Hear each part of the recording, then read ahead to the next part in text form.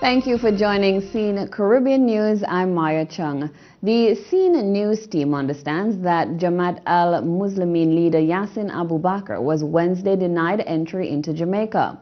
Reports are that Abu Bakr, a Trinidad and Tobago national, arrived in Jamaica on a Caribbean Airlines flight emanating from Trinidad and was barred from leaving the Norman Manley International Airport. Immigration officials detained him with the intention to place him on a flight back to Trinidad. Meanwhile, in a statement Wednesday afternoon from Jamaica's Security Minister Peter Bunting, he admitted that the leader of the Jamaat al-Muslimin group in Trinidad and Tobago, Yasin Abu Bakr, was Wednesday refused entry into the island. The statement confirmed that Abu Bakr arrived on a flight from Trinidad and Tobago and was refused leave to land under Section 4(1)H of the Immigration Restriction Commonwealth Citizens Act. The act states, quote, "The following Commonwealth citizens, not being persons deemed to belong to the island, as defined by subsection 2 of Section 2, are prohibited immigrants." The act further provides that the security minister, based on reliable information or advice, can deem an individual an undesirable inhabitant or visitor to Jamaica. According to the security ministry, the decision to refuse Yasin Abu Bakr entry into Jamaica is in the interest of national security, given the present threat posed to public safety.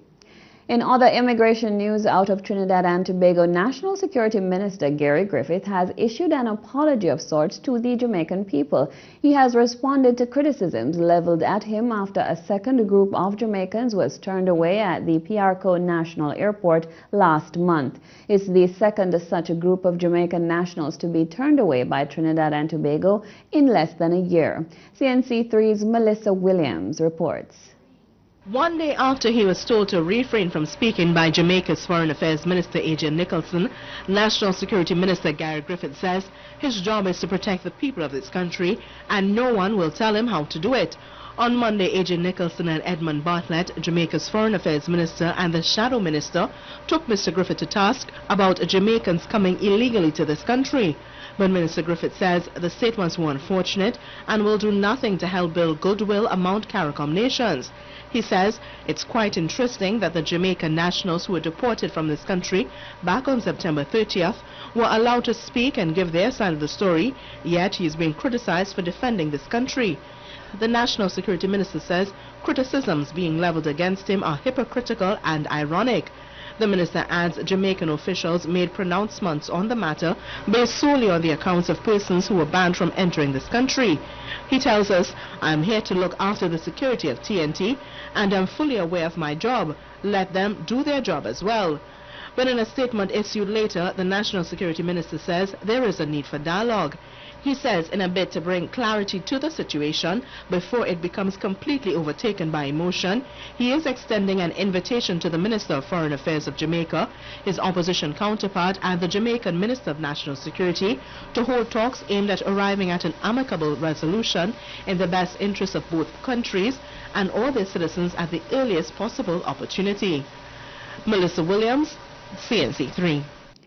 Meanwhile, Foreign Affairs Minister for Jamaica Senator A.J. Nicholson has responded to the Trinidad and Tobago Security Minister's position to enter into dialogue with Jamaican officials. In a statement sent to the CEEN Caribbean News team, Minister Nicholson indicated his position regarding talks on the matter. Minister Nicholson wrote, "I have noted the suggestion through the media by the Minister of National Security of Trinidad and Tobago concerning dialogue between him and myself and others.